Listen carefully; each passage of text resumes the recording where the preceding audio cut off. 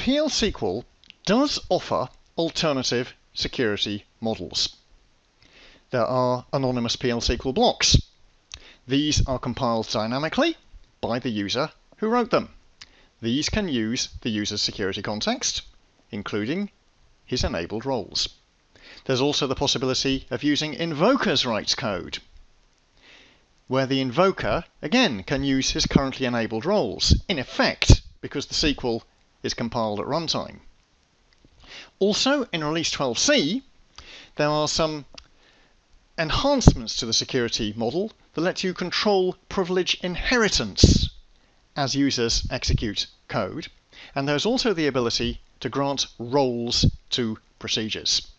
So these are alternative models that can get around the problem I've demonstrated, and I'll be talking about these in later lectures.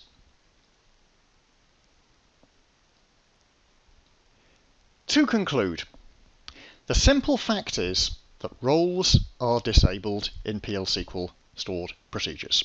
Why? It's an architectural necessity. As a developer, the way to test whether you actually have the privileges you need is to issue the command set role none before you attempt any compilation.